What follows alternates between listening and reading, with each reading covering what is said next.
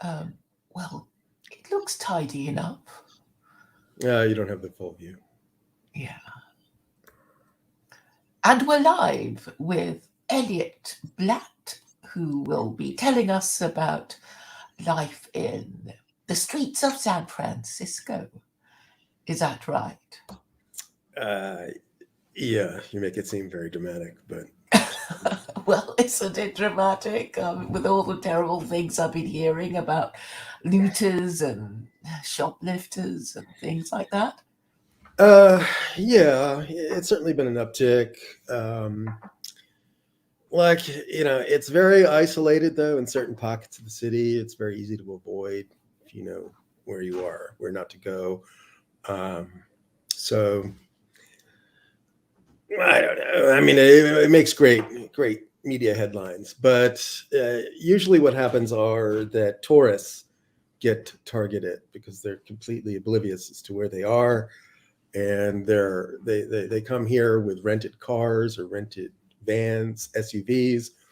They have all their luggage visible from the street, and so they just smash the windshields and just take everything. And Right. then somewhere else around the city, you'll see these big piles of uh, luggage and shredded clothes, just a big dump of basically an entire family's personal possessions after they've been picked clean of all valuables. So there's this just these piles of tourists to try to just strategically spread throughout the city. And then there's a certain cottage industry of people trying to reunite the families with Belongings. their belongings. Right. And then they So, post so about it these on tourists would they be other Americans or would they be from abroad? um, probably well both. I've heard cases of Mhm. both, so I don't know. Um, I think there was like I want to say Brazilian film crew came here. Uh, I think to do a report on all the crime, and Oh no! And then they had a first-hand they experience got of all of how crime is treated. Oh so no! it was like they got a good deal of some nice expensive camera equipment. So Uh, that was a bit of amusing irony, shall we say? yeah. Uh, but yeah, more the news is generally people from Oklahoma that come in. They're all excited to see the Golden Gate Bridge and things, Mhm. and they get completely looted. Yeah, How fun times, sad!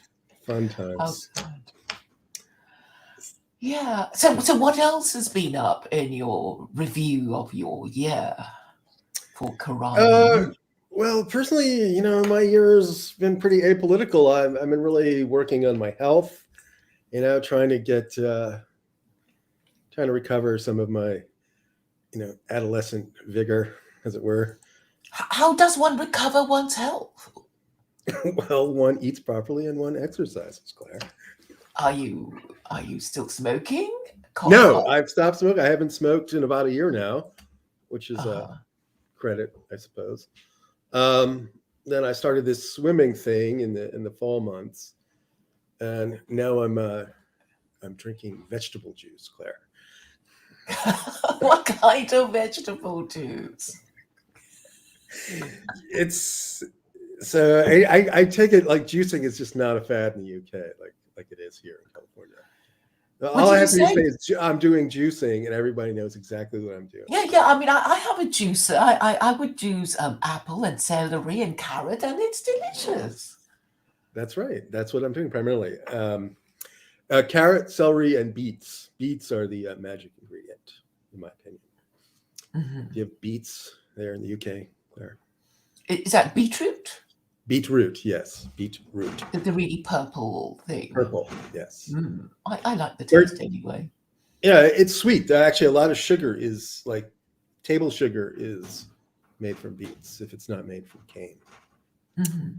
Uh, so, but it makes a good juice, and all that red, all that red color, it looks like blood, and it's supposedly really good for your blood. And So I don't know. My body really feels good after I drink it. So I've been doing this every day since Thanksgiving. So it's about 2 solid weeks now, maybe a bit more. And I like the results. Right. And have you noticed any weight loss or weight? Yeah, a little bit every day. I just feel lighter. I feel more flexible. I can just feel the fact that I'm losing weight. Though I don't weigh myself, so I don't like to quantify this information for some reason. It's too depressing. So Right. I don't, have scientific verification, but I can tell. Right. Yeah. And you've been swimming in the sea. I have been swimming in the sea up until about 3 weeks ago. Because it's now too cold. Well, the air is too cold, right? Mm-hmm. So it's one thing to swim in cold water, but then you get out into the cold air, and it just feels like I'd be risking pneumonia or something. Yeah. So, I originally had a plan for this, which was they have these fire pits for cooking at the beach. So I was going to build a fire and just have a fire to come to when I got out to warm up. But that's apparently against the rules because you can't have an unattended fire. So I learned the hard way. So I came out and the park police had extinguished my fire. Oh no! And you must be desperately scrabbling for a towel or something to warm yourself up. Okay, this was back in October, so it wasn't that cold. It was sort of like a practice run to see how well it would work in the real cold months. And amazingly, you can do anything you want in San Francisco. You can you drive your car through the plate glass window of a designer boutique and grab up its contents. But if you put a little fire, you leave it going unattended, boy, the hammer comes down on you very hard, very swiftly. But they didn't fine you, did they? No, they didn't fine me. No. Just gave me a stern talking to. But they said no unattended fire, but there's no signs around that says no unattended fire, right? Right. You're just supposed to know this.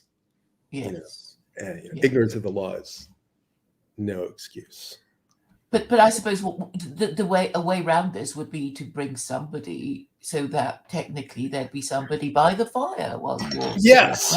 So there could be some teamwork involved, yes, but that, you're asking a lot there, Claire.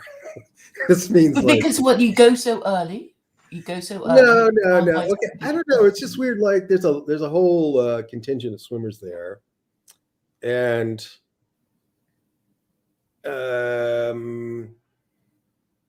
you sort of have to earn your way. You earn your position into this group. You can't just say, "Hello, I want to be one of you. I'm one of you now.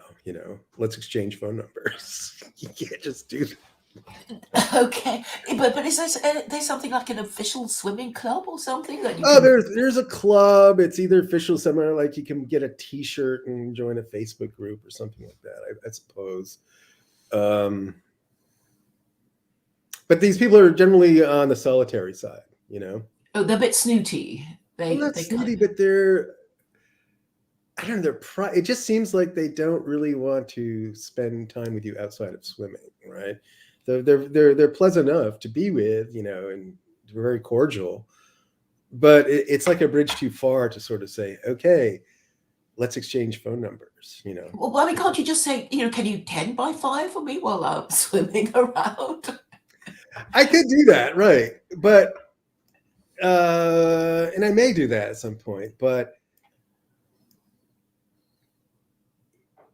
Yeah, because that would be so useful for all the others, and then you come back and you get dressed and you go home and somebody else can it'll be useful for the other swimmers, right? Yes, this is all theoretically possible and it could be happening, but it's just one more step that I would have to take to make this all happen, and I'm not that committed. Right. One level of commitment. And let's face it, like swimming this water is not, it's easy to put off when the air is cold. It's one thing to do it when it's like 75 degrees. It's quite another to do it when it's 50 degrees. Sure, sure. So I end up just putting it off and then not doing it and doing other stuff like walking, you know. Yeah. Well, and that sounds fair enough. And so these days you walk around rather than swim around. Yeah, I walk around. I walk around. I tried those skates. Remember my whole skating episode last year, Claire, during the Koraniyule? With that Yeah, that secondhand market. yeah. Well, I'd That is. already okay. Those skates are found after I'd purchased my expensive pair of skates, and Mhm. I was furious because those skates were the ones that I found at the secondhand were $40, and I paid like 250 for the new skates. And these new skates are just too fast. They're too fast. They're just it's ridiculous. You know, again, it's just like I don't properly you know I don't really know how old I am, you know, until I put on skates. And skates are too fast. Oh Okay. God, yeah, and like and the vibration, you know, just kind of shakes your knees. It's really hard on your knees. I had no idea. Even on smooth asphalt, So it's so the fast skates are the better quality skates or not? oh, they're definitely better quality, but they're But they're bone shakers. So but and your cheaper ones are more comfortable. You were saying. oh, I never ended up buying the cheaper ones, but I think they might be because they'd be less fast. The wheels would be smaller, and um, see the good skates that I have. Maybe I could just find them, but they have these really large wheels, Uh-huh. which makes them faster, but also Yeah. makes them vibrate more and more difficult to Uh-huh. control. Right. And they're like designed for like competitive skaters, so they're actually a bit uncomfortable, and so that never really took off that particular Mhm. mode of exercise. Do people still have roller skates rather than roller blades? That's what yours are, right? Yeah, Roller mine are blades. roller blades, correct? And yeah, you do still see old school roller skates out there. Mhm. And you can still buy them I or assume so. not. Yeah, yeah, sure, sure. Right. So the difference between roller skates and roller blades is speed, is it? Yeah, primarily, yeah. Mhm. So we used to use rollerblades for ski team in high school. So Mhm. we used to use those to train for cross country skiing. But those are the old version of the rollerblades. The technology has, you know, evolved to a high degree Mhm. since then. But it was a really good form of exercise. But it really worked your legs, you know, as you can imagine. Um, Mhm. that wasn't cycling, you know. Mhm. Um, Mhm. so it's one of these things, you know. You see something online and says, "Oh, that looks like fun. Maybe I'll do that." So I did that. Spent a week Mhm. researching, and then you know, finally found a pair, etc., etc. And Isn't it easier just to go to a gym? um, yeah, but I don't go to gyms anymore because I end up getting sick every time I go to a gym. Even pre-COVID, like I used to go to the JCC here, Jewish Community Right. Center, Uh-huh. and they had the best pool in the city, which Mhm. was it was the cleanest pool. Mhm. So I said, "Oh, I'll do some of that. I'll have me some of that." And it was fine. It was a very well maintained pool and so forth. But nevertheless, swimming in that water, I would always have this persistent, you know, this cough that I have, right? Mhm. I, I would always have like this low grade sickness when I was swimming. Mhm. And it would only finally go away if I stopped swimming. So I finally put two and two together and Ah. stopped going because these gyms, and then you know every time I thought it, then the only time I thought about going to a gym again was then you know COVID hit, et cetera, and then I'm like, well, okay, so the JCC is a partially amusing story. When you drive there, you have to you park in a garage, but then to park in the garage, you sometimes get like your car, you get inspected. You get your car inspected. You got to get out. You got to get out because you make sure you're not bringing in a bomb. Yeah. In San Francisco. Right. So there's Sorry, a is San full-on. Francisco prone to terrorism? I wasn't aware of that reputation. No, that's what makes it all the more absurd. Makes it seem all the more absurd. I mean, maybe in the '60s, I think there's a couple of like the Weather Underground. I forgot where they did their work, but no, terrorism is not generally a thing in San Francisco. That's what I thought. Yeah. Right. So they inspect your car for bombs. Is it because it's a Jewish club? Yes. Right. Yes. Okay. Yes. Mm-hmm. So,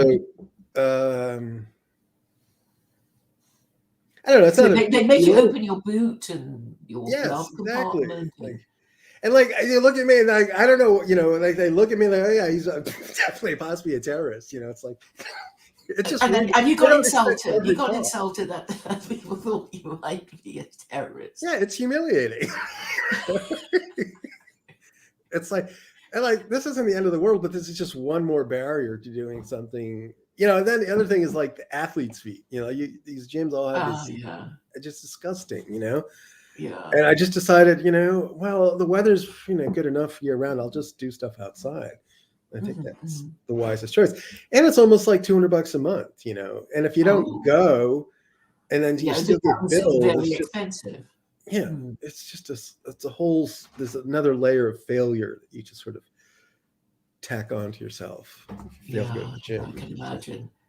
Have you considered getting your own, I don't know, exercise equipment just to, make sure you do it without, fuss and bother? Like an exercise bike? Yeah. In the apartment? Yeah. No way. It's ugly. The stuff is ugly to look at. Do you think? Well, I recently got myself a new one, and you can kind of fold it away. It's quite, unobtrusive. Well, I mean, I don't fold it away, but it's kind of much smaller than the old one that conked out.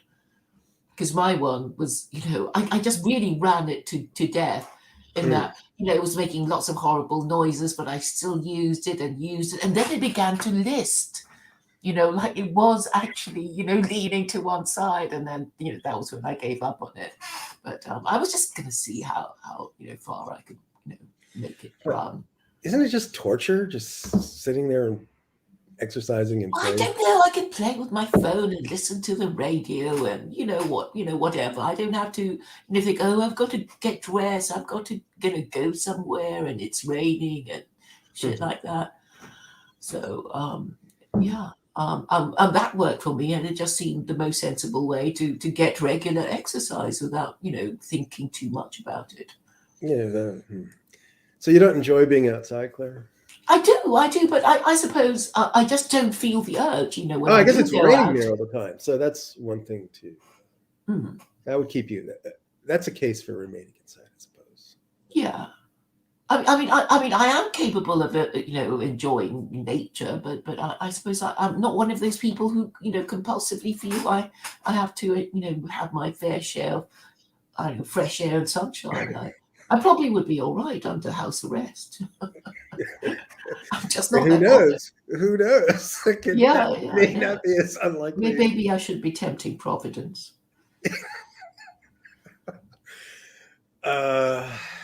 Well, anyway, I work from home too, so I like to get out. Yeah. Then I suppose you need to go out, and of course, where you live. There's so many nice places to go to. Yeah, that's for sure. Yes. So, hold on a second. Have you anything political to? Think about? Well, I'm sort of optimistic. Yeah. I'm sort of optimistic about U.S. politics. So I think the winds are blowing in our direction. What do you mean? Well, I think the let's go. The midterm elections are coming up in a year, and like this real serious pushback on all this woke stuff. And I think it's going to. I think there's going to be a serious comeuppance for the old Democrats. Right. Can you give an example of pushback against the woke stuff? Well, we just had this election a couple of months ago in Virginia, and sort of this outsider won. He beat like a longtime Clinton ally who was more or less. I mean, most people would have considered him a shoo-in, right? Virginia had theoretically been trending blue, but and then so they put up this Clinton guy. I'm already forgetting his name, but nobody expected it, and I think the polls were showing the Democrat ahead by 7%, and he ended up losing. Well, the polls closed very quickly, and then he ended up losing, and everybody on the left side of the old aisle there was distraught. And hello, it wasn't supposed to happen. Uh-huh. And who's a new guy? Okay, yeah, let me find his name. 1 second. Virginia Eucas or something. Emily Eucas. No, it wasn't Emily Eucas. Virginia governor race. Let's see. You didn't catch this? No, I haven't been following your politics that closely. Youngkin. Mm-hmm. Who nobody really heard about. This was like headline news for a solid week. I'm surprised that it escaped your gaze. I don't actually listen to that much news. I can barely make myself listen to the news these days, I guess. Yeah, nor do I. And but I'm sort of doing like a self-imposed exile from politics, to the extent that you consider it. And you do it in order to what? Not be. I just don't. I can't go around being wound up all the time. You know, I just can't be wound up and politically obsessed day in and day out, and be basically losing day in and day out. It's really tough to endure after a while. I mean, after Trump lost, I was quite depressed. Mm-hmm. You know, it was traumatizing. It's traumatizing, and then to have it constantly, rubbed in your face on social media all the time. It makes it all the more difficult. So I think you understand all this. Yes, I do. I mean, that was what I fell out with Jay about, really. About Trump? Yeah. I mean, there was this long saga about, that since the last election, he put the bet on way back in 2016, and then he decided to close his bet, having a hunch that he would lose. And then after closing his bet, I knew he would talk Trump down, and that was when I just distanced myself from him. But of course, after Biden, quote, won, unquote, he's just been insufferable. Oh yeah, and that's the other part of my optimism. That just Biden's objective, ineptitude, and people can't even make excuses for it. I mean, it's shameful, isn't it? It's shameful. It's like, yeah, that's our leader, that's our president. Yeah, like how come? How did Right. So I think a lot of people, people that possibly even voted for him now hate his guts. People that were lukewarm to him hate his guts. And I think he's going to have the opposite of coattails. He's going to drag things down for the Democrats, and it's going to have a lot of down ballot consequences. And I think people are also, like me, just kind of sick of all of the whining and all the hysterics that attended Trump. I think people are just going to give a backhand to them and say, enough with you. You've exhausted our patience. Yeah, but surely it's not just. it's not just Trump and Biden. I mean, it's a whole system that is, well, in question, isn't it? No, I don't think. I don't. I What do mean, you mean? if they stole one election, I don't know what you think, but I think that that election was stolen. What's stopping them from stealing another? Yeah, I thought about that, and I definitely do think it was quote unquote enhanced or stolen or enriched or Mhm. whatever word you want to use. But I don't think you can do it. Again, Well, at the same time, remember all of those polls. The polls going into the election did show Biden ahead. Now, the legitimacy of those polls notwithstanding,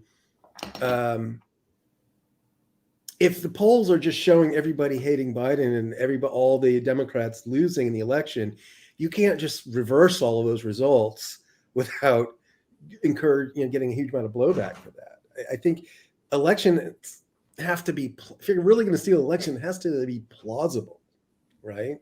There needs to be a margin of doubt. But see what I mean? Like, do you really think that they can steal all of these down ballot elections as well? Well, the thing is, It requires a lot of coordination, no? Well, the thing is that there are people prepared to believe any evil of the government now. I mean, one of the phenomena I've noticed is crazy people. Well, okay, there's this thing called the flat Earth debate, right? I mean, what's that about? Who are these people? Why, and why do people like Jen and did you catch that debate yesterday? No, there was a flat Earth debate yesterday. Yeah, and Jen and Mark Reed were arguing, well, against these people, this couple who were arguing in favor of flat Earth, and I think, what's going on? What's going on? Yeah, I know. Yeah, to me,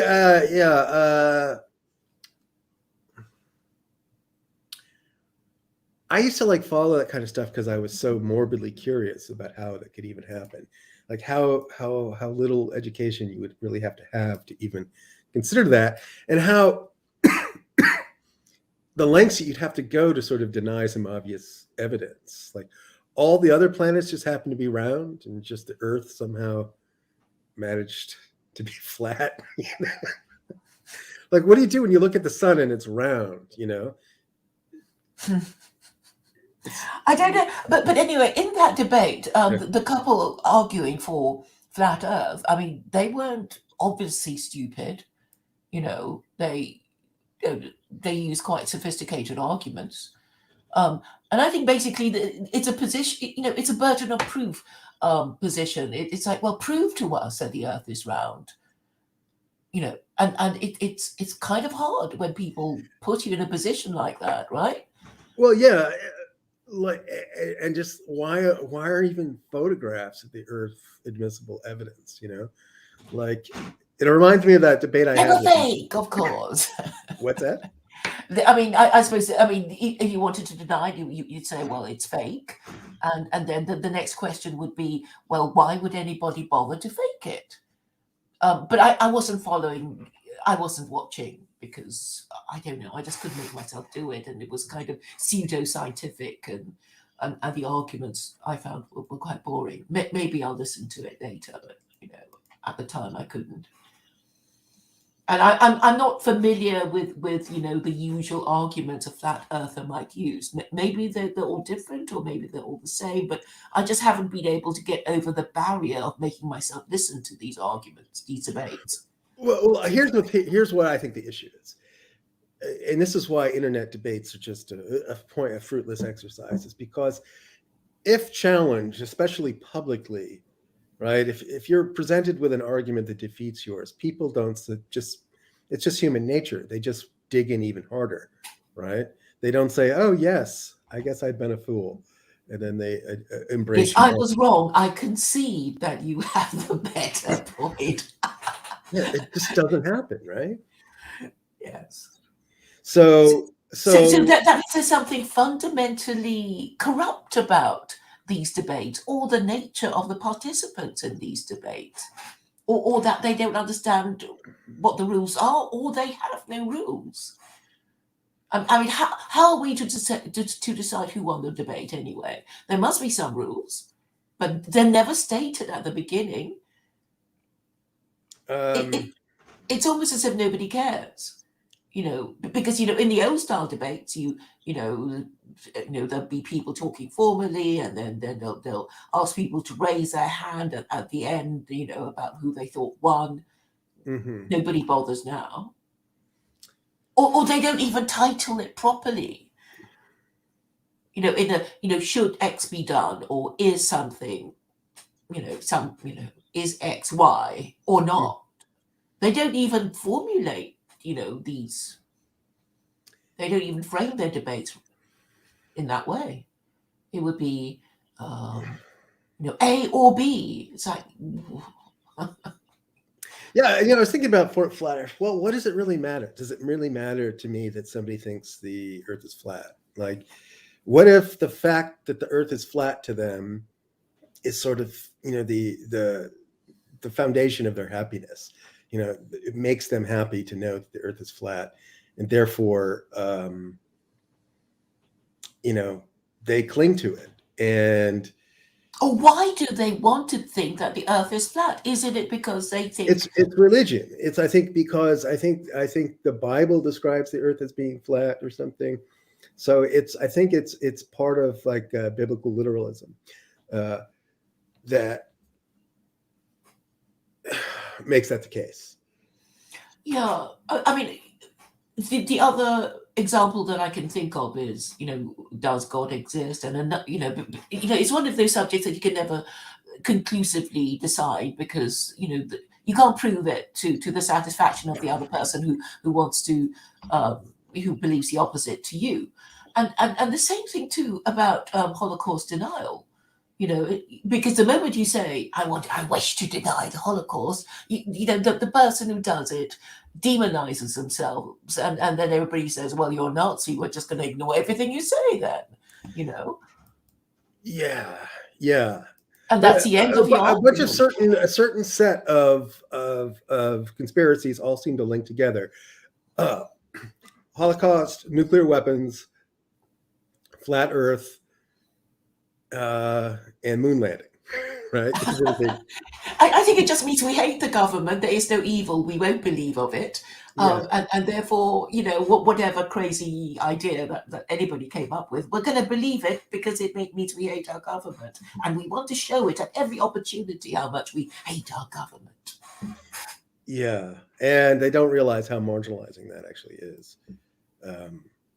Because the whole thing, but this happens on the left too, this basic rejection of just the scientific reasoning process. You talk about COVID. On the left, you have this other thing, which is just believe because of people in authority, period. They said X, therefore X is true. It's just impertinent to ask about the data that underlies their conclusions. They can't make that step, and they freak out if you do. So there are a lot of official narratives that do need questioning, e.g. the election, or the real danger of COVID and the efficacy of the vaccines. All of these have data components that can be interrogated. And I've basically been defriended on Facebook for insisting that someone show me the data about this. So even people we know in our little circles, Claire, can't seem to get their head straight around COVID, to me. Yeah, I mean, I try to not get into it because, as far as I can see, that would be like arguing about whether God exists or not, because it's 50-50. And, obviously some people are dead, are dead or could die, but whether such over the top measures are necessary is another thing. But I suppose, okay, yesterday I watched this documentary about Easter Island. I don't know if you're familiar with the story about Rapa Nui and all that. Do you know it? Background. Refresh me. I remember hearing about this. Go ahead. What? Give me the story in like one sentence, and I'll remember. Apparently, it's got all these sort of strange statues Yeah. and there are no trees. And somebody called Jared Diamond came up with a extinction theory about how they started fighting each other and competing with each other to erect these statues and using trees to, chopping down trees to move them from one place to another, and they destroyed the ecology of the island, and then they virtually destroyed themselves, and then their population declined and that kind of thing. And but this documentary is about an alternative theory, which said they were okay. They were confident, and when European ships sailed, into port, they were confident people until, oh gosh, it's a bit complicated, and I can't remember now what it was. But the long and short of it was that things went badly for them. The Europeans, raided them and took them as slaves, and then the Chileans, conquered the island and converted them to Catholicism, and then they gave them smallpox, and then they toppled their own statues because they realized that their gods had failed them. So there was this act, this act of iconoclasm, and I thought it had a contemporary echo to it, the toppling of statues, and maybe it comes from the same impulse, like, we believed in this thing all along, and now it's failed us. We feel so bad, and we hate it. Therefore, we want to topple it. Yeah, iconoclasm is really interesting. That's just how what's an incident of iconoclasm here in San Francisco recently. There was like a Greek right near where I live. There's an art museum, and outside on the grounds of the art museum are all these Greek statues. And I think it was Poseidon, the Greek god of the sea or something. Yeah. So he was beheaded. They beheaded the statue. Oh no. Yeah. And this is, I found it very distressing. Yeah. And it is sad because, it's not just sad for white people, because there are lots of non-white people who kind of like your stories and stuff, Yeah. And that I think explains why quite a lot of non-white people are in the alt-right, because they can't stand it either. And maybe, this impulse to iconoclasm is a sense that it has failed, and therefore, maybe it's an act of rage without any particular reasoning behind it. And it seems to affect, other cultures too, when they realize that their gods have failed them. You're thinking a lot more deeply than I am, Claire. Are you? Okay, am I? Well, I don't know. Okay, I found an article about it, but there's no picture of the beheaded Poseidon. Oh, let me find you. Want to find it for you? Yeah, one second. All I see is a nice picture of the museum, the Legion of Honor Museum. Yes, that's the museum here. Unknown. Here we go. There you go. I'll put it in the chat. Yeah, but the other chat, the StreamYard chat. No, okay. Well, I can do that too, I guess. Yeah, I'll put it in the StreamYard chat here. Right.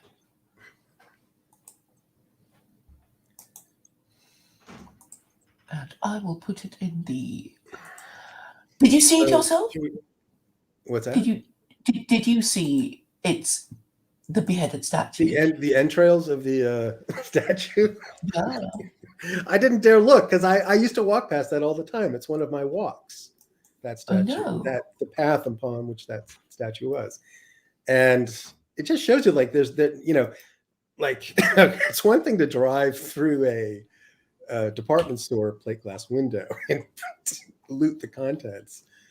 But at least there's no sort of spiteful, resentful political motive to that. It's just simply, I want stuff and I'm going to get stuff. But just sort of to do like capricious violence towards a nice piece of art, it just shows just very angry, cynical people. Yeah, they don't show a picture of it either. Probably because it's too upsetting to show. Oh, they don't show you the picture? I've seen the picture. Wait a second. Well, Yeah, look, it's not. Scroll down. You see the tweet? Scroll down. Oh, okay. Yeah. I have to click on that link. And somebody actually took away the missing. Well, they took away the head, I guess. Yeah.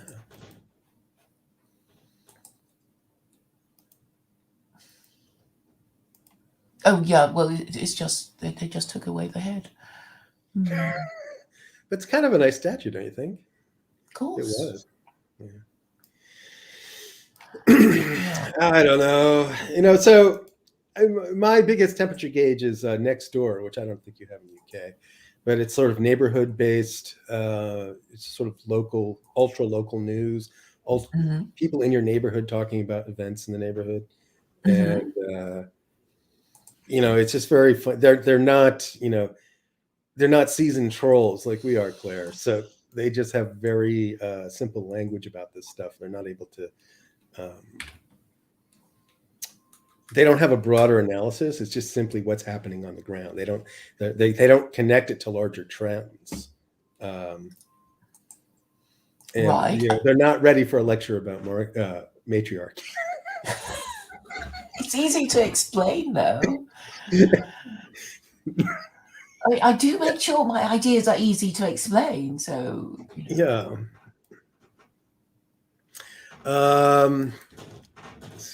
So what you saying? They complain about the same things we complain about, but they have no analysis of it. Is that what you're saying? So if I say, well, you could explain things to them. They're all entirely ready to vote Democrat again, and they're going to ridicule those who don't, and they can't connect these incredibly liberal, tolerant policies to the sort of social collapse that's surrounding them. And you need to tell them, Elliott. You need to tell them. I know, but I do, and I used to, right? I used to try and engage with them about this, and it was always, it's the same old stuff. You get called all kinds of things, and we have to get over the fear of being called Nazis, don't we? Yes, we do, Claire. Yeah, and the thing is, this other thing that I keep wanting to tell Americans is that, George Washington actually said he didn't approve of political parties. And I only discovered that was what he said this February in the... yes, because every February, it's a tradition of the Senate to read his speech out, his farewell speech, right? A senator would read his speech out every February. And that's why I heard of it. Because of all this Trump stuff going on. So I heard it for the first time. And then I realized that this one-party state thing is not, it's not just a Nazi thing or a fascist thing or a commie thing. It's an American thing. It's a Washingtonian thing. Yeah, faction. And I've told OV and I've told Brundle, and it's like, oh yeah, but no, but yeah, but no, and then they're going to forget about it. And I can't seem to get Americans to sort of grasp what Washington actually was saying. Right, Washington. Nobody likes Washington. Everyone likes Jefferson, right? Because Jefferson, he's the sort of Jefferson was a kind of a squirrely character.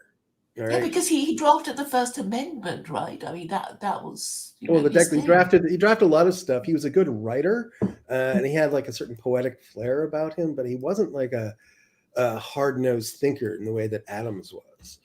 And Washington was just a military man. He was a general. So like the real, But it wasn't he alone who wrote that in the farewell speech. Jefferson. I mean, they all had a hand in it. The farewell speech of Washington. oh, I don't know about that. I don't know. Okay. I've forgotten a lot of stuff. I used to be really into this stuff, but it's been a long time. But what the real brains behind it all, behind the revolution, was actually Adams, Mm-hmm. the second president. Mm-hmm. He was the he was probably the smartest of the bunch, and he did like the real heavy lifting when it came to thinking things out and planning. Right?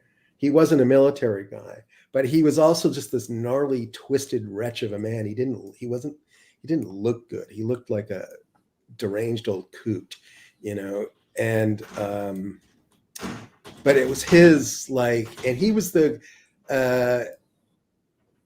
guy arguing for a strong executive. If I remember correctly, and he used to fight bitterly with Jefferson, and they were enemies. They were like really opposed to one another. They got along the worst with each other, and so the interior battle was between Adams and Jefferson. And Jefferson sort of, who's to say, they both became president ultimately, but they both hated each other. But then they did finally patch it up towards the end of their life.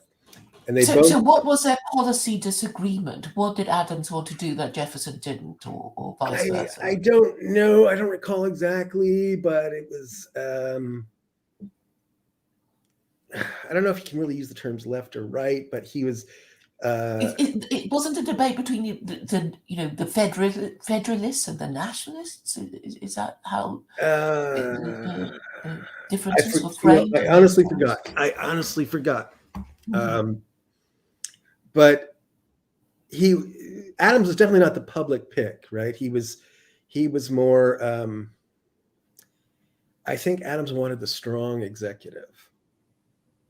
A unitary state, because isn't this reference to a more perfect union about America eventually becoming a unitary Let's state? See. Adams, Jefferson. Why engage our faulty memories when we can just? Well, if you just look it up. Just look it on up there. Founding fathers. John Adams. Here you go. Oh, it's CNN, but whatever. Here.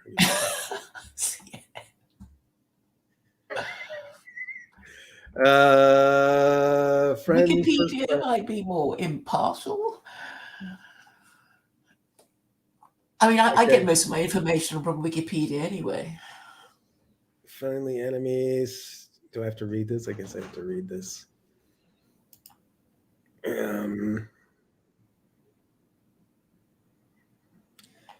Okay, Adams and Jefferson ran at each other, and okay, they split on their views of the French Revolution. Oh. Yeah. Adams squeaked. So it may be worth diving into. Who knows? Perhaps we can talk about it another time when you're not just when reading about it for the first time. I haven't done my homework. You know, I feel I'm talking out of class. But they did. It's interesting. They did patch it up, and they died on the exact same day. Oh. Do you know what day that was? No. It was July 4th, 1826. Crikey. Independence Day, Claire. Isn't that? Yeah. I mean, because I was wondering, was Independence Day chosen? Yeah, it was already chosen. It was already Independence Day. Independence Day wasn't chosen because they both died on the same day. It was already Independence Day. July 4th, that's the U.S. Independence Day. Yeah. And they died together. Yeah, separate places on the same day on Independence Day. This is often cited as evidence for the divine favor. It's sort of like a joke from God, a sign from God that the U.S. experiment was divinely ordained and blessed. Yes. Do you believe that to be the case? Yes, I mean that's been my thesis. I've been trying to explain to people that the Republic has Islamic roots. It doesn't. So, It clearly I'm all doesn't, for it. Claire. Yes, of That's course it nonsense. does. There is a White House Quran. Just There is one. because. Okay, I probably have a Quran right somewhere. Okay, well, show us. Well, You don't know well, where you have. You threw it out a long time ago or something. I probably did, but I have owned a Quran here and there over the years. Yes. Well, And anyway, the White House haven't thrown out their Quran, and it belonged to Jefferson, didn't it? Who must have read it, didn't he? I'm sure he did, but there weren't that many books to choose from in the world back then. Right? Well, there still aren't. It's not like he just went on Amazon. Well, and even now, I mean, I've engaged with all these Islamophobes, and they say they hate the Quran, and I ask them what's better than the Quran, and they say Harry Potter is better than the Quran. My sister's coloring book is better than the Quran. But beyond that, they won't quite dare say, well, Mein Kampf is better than the Quran, or the Communist Manifesto is better than the Quran, and they know they wouldn't be able to agree about which book that they're going to use that is better than the Quran. They already know that. Here, 1 second. I have to take care of something. 1 second.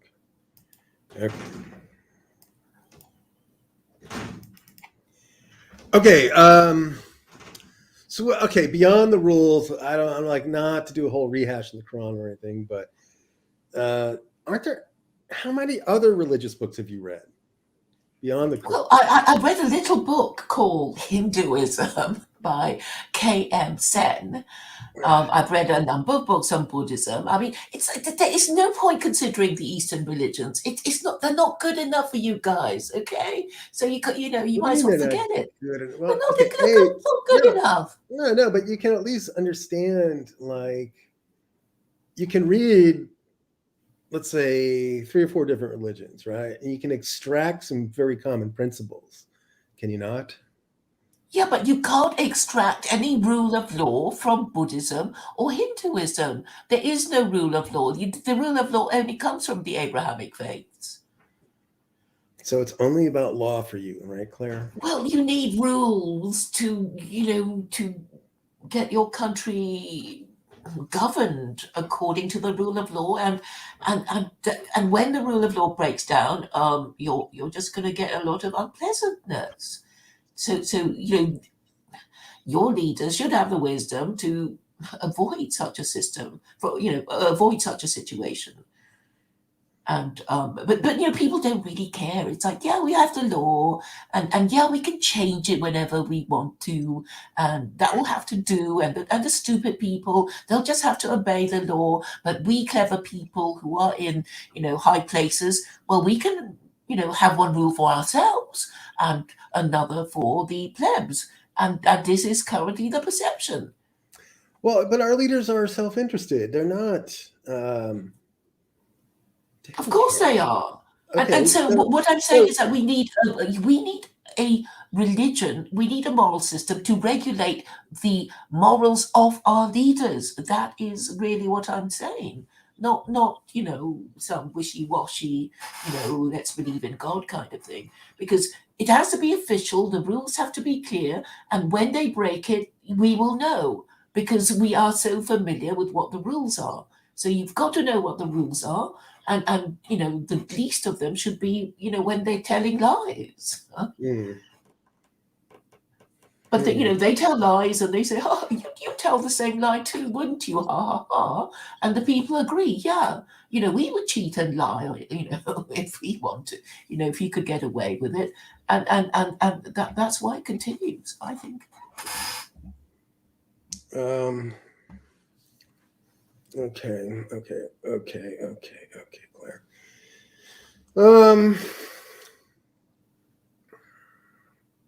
Yeah, because today I listened to this. You probably don't know the guy, but he's called History Debunked, and he's this old English guy, and he was complaining about Boris, and I don't know if you are aware that Boris is in trouble for having a a Christmas party. Oh no, really? Yeah, and saying, well, I wasn't there, I didn't know about it, and in Downing Street, so everybody has gone ape. How can you not know that there was a party, last year, and you're cascading all these rules of lockdown on us, but basically he's just laughing it off. Well, I wasn't there, I didn't know about it, shut up, forget about it. And he would say, that's a limit, that is a limit. This guy Simon Webb, whose channel it was saying, yeah, we could kind of sympathize with you getting the decoration of Downing Street, paid for by the taxpayer, by cutting a few corners and telling a few lies. We don't mind that. We don't mind you having a few illegitimate offspring. We don't mind. We would do it if we could. It's this kind of thing. But the limit is when you pretend that you don't know that a party has taken place in your own residence. And I thought, no, the last two, you should mind about the last two, because not minding about the first two meant that you have to put up with your politicians blatantly lying to you and expecting you to keep sucking it up. So Boris had a Christmas party at 10 Downing Street, and against lockdown rules. Oh, it's the lockdown, not because it offends Muslims. No, of course not. Okay. So it only came to light when some people were joking about it, in some televised exchange, and then it came to light, and that was when his enemies, saw the opportunity of discrediting him, and then he was saying, "Oh, I didn't know, I wasn't there. Shut up, you're stupid. Next question."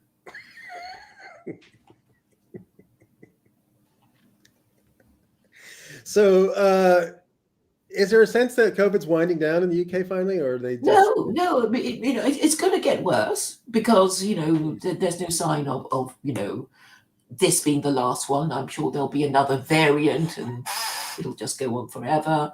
And people are worried that these vaccinations might have some long-term effect on their fertility and that kind of thing. Yeah, and these heart attacks, and none of this seems to register. What about normies outside? Do they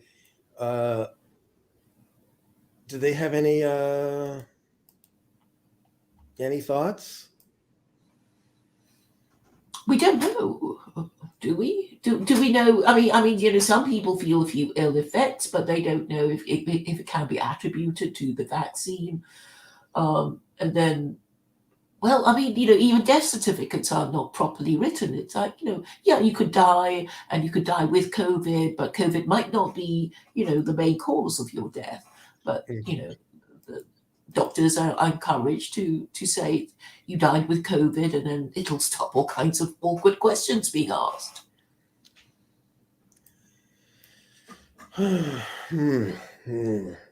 So yeah, it's a lot of logic chopping and using words strategically. Dying with COVID, is it different to dying of COVID? Obviously, there will be a difference, but we're expected to merge the two and say it means yes and no and maybe all at the same time. But what about this Omicron stuff? Like, you get it, it's very mild, but it sort of out-competes classical COVID original, and therefore once you get this relatively minor infection called Omicron, you're immune from COVID and the whole thing's over. This argument doesn't land with any people, or... No, okay, if you wanted to use the religious argument, I mean, I would have thought, you believe in God, you think COVID, the pandemic is punishment from God for sin. So, if you really believed in this, then you would repent. You would say, sorry, God, not, we didn't do all this stuff, and, that we should have done, and we did all this stuff that we didn't do. that we shouldn't have done, and we're very sorry, or some kind of public acknowledgement. But there's no sign of it in any of the, Abrahamic faiths. I don't think any rabbi has said, it's a sign of God's displeasure. No Christian is saying this, and the Muslims are just going along with lockdown and vaccines too, or pretending to. Mm-hmm. So either all these people are atheists, or they're neurotic. They can't, form logical conclusions and act on them. And I find myself as an agnostic saying, well, you could make these arguments because I know a lot of Jews were, in Israel, they didn't want to be vaccinated. They were horrified that they would all be, basically rounded up. There's no escape in Israel, is there? Because it's such a small country. And some of them were even asking their rabbis if they could, should flee the country and flee to Florida, where they wouldn't at least be rounded up and, forcibly vaxxed against their will. And the rabbi was saying, well, I don't know, you're fleeing to America where the culture is so bad and blah, blah, blah, blah, blah. So, as far as I can tell, nobody is happy with the situation, but they don't seem to be making the right connections. Because,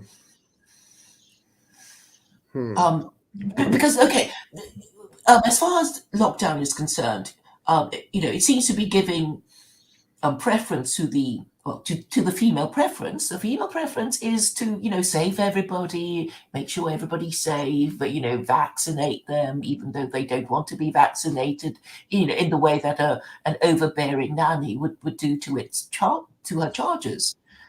Well, the male preference, I think, would be to just, let the disease take its course. And then, because we're quite logical, because it's actually only got a 5% mortality rate, right? It's only got 5%. So okay, well, a lot of old people are going to die. A lot of people already sick are going to die. But we can survive. And when we've all, all the people are going to have died, then we'll just still get on with our lives. It's not exactly the bubonic plague. And anyway, the Europeans survived the Black Plague, didn't they? And I think that I think 20% of the population died, and so they carried on. So what's a big deal? Well, all right, but what about all these football pitch deaths and heart attacks? Are these not front page news? Do people? Yeah, but they don't really believe in it because, somebody said, oh, yeah, oh, your daughter died, your mum died, your dad died. These things happen. You can't really prove whether it's of COVID or, with COVID, right? They will be saying things like that, and then you can't really prove it, in any conclusive way. So people, and also when people get vaccinated, they will think in a different way because, once you've decided to get yourself vaccinated, you will think, well, I'm glad I got myself vaccinated. And the people who didn't get themselves vaccinated, they're paranoid. They hate the government. They, I'm better than they are. And eventually you will find yourself on the, the other side of the debate. And the people who haven't been vaccinated hate you for being a traitor to their cause. And I've got that too. Just because, I couldn't be bothered to say no. And I thought, well, why not? Yeah, I've been vaccinated. I'm double vaccinated. Like how many times? Twice. Twice? Yeah. So are you considered fully vaccinated or are you partially vaccinated? Well, no, now the boosters, they're pestering me with a booster. So what form does this pestering take place? Do they email you? Well, they send you text messages and stuff. Yeah. They send you text messages that says, go in and get your booster? Yeah, it's time. Come on. God. Yeah. It's ridiculous. It is. But then you think, well, maybe I do want to, get into a play one of these days. Should I or shouldn't I? And of course. When you say get into a play, do you mean attend a play or do you mean star in a play? Oh no, get into a plane. Oh, into a plane. Okay, I thought you wanted to. But yeah, if you want to go to the theatre, maybe you need a vaccine passport or something these days. Yeah, so you in Europe, you need to be vaxxed to get on a plane, huh? It's not recommended. It's mandatory. Well, I don't know, but I know somebody who basically came from the Far East. So she had to, stay in a quarantine hotel when she was in the UK, and then when she went back, she had to stay in another quarantine hotel. But yeah, okay, she can afford it, right? But I'm saying, most people wouldn't be able to afford it because it will be, thousands of pounds more, right? Now, do you see like businesses closing in the UK? Like empty storefronts and just kind of raggedy appearance of the street. I have to say I haven't noticed it in my locality, You but have. it might have closed down, quite a few, businesses that I might not have noticed. Hmm. So I don't know. I mean, is it necessary? I suppose ultimately what we're asking is it necessary? Because if you're protecting old people, well, it doesn't. They've had their innings. But anyway, in the end, a lot of people died because at the beginning, a lot of people, they were forced to be vaccinated, the carers, and so they. Oh, I don't know. I mean, a lot of people were kind of left without care or something. Um, so nobody really knows what to do for the best, and I don't think it's like the so-called believers in God. They're not even showing any kind of remorse or desire to publicly apologize um, for their sin or whatever. I mean that would be the logical thing to do in my view if they did believe. Hmm. So, um, I don't know. I'm just so bored by even the whole. I'm just even talking about COVID just paralyzes me. Yeah, me and yeah, I mean, me too. But It's like, so what else can we talk about? The Quran, COVID. These are all not cheery topics, Claire. So yeah, but the thing is, if you did believe in God, you would you would take it on the chin. It is basically what I'm trying to say. You would mm, take it on the chin, and you would just carry on with your life. And yeah, and the people would have to accept it. You see, mm, I mean, I guess they'd complain.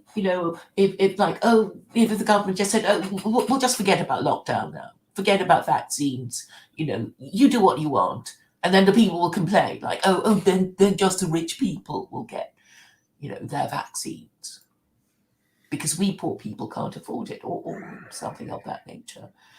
well, I here's don't here's all right. Here's a deep thought. Here's a thought for you, Claire. So the reason people are so fanatic about this vaccine is that I think a lot of people are very afraid of death, obviously, and um, this they like the idea of these scientific solutions to human mortality, Mhm. and so it in and of itself becomes like a religious belief, and and it's really a proxy for that worldview, right? They want to have this worldview that, well, maybe there'll be eventually some sort of innovation, some scientific innovation that's going to make A me silver immortal. bullet. Yeah.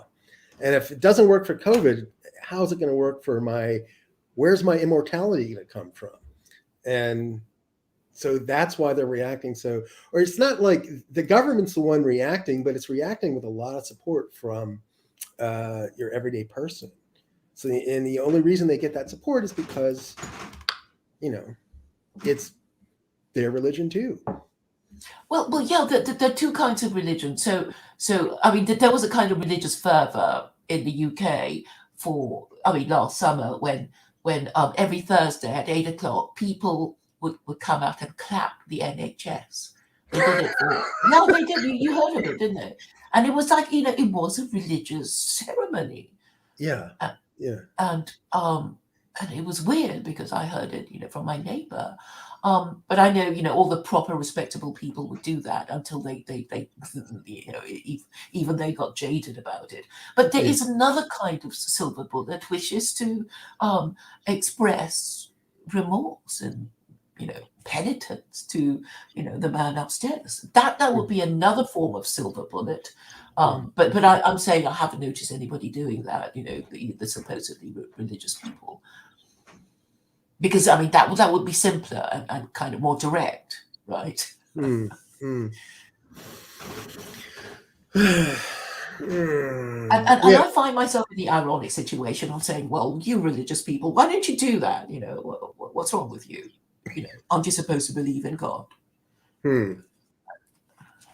But it seems like they don't, And I think I've noticed that a lot of people who could claim to believe in God actually don't, because they're not acting as you would expect such people to do. Well, I think the whole God conversation is stymied by Social embarrassment, I think. well, no, well, maybe finish the thought. That like I think in older times people would just simply say the divine, right? They wouldn't say but now they say God, and God with this brings to mind like a human-like person with lots of agency and a plan and things like this, right? And that idea is pretty hard to defend, in a scientific manner. So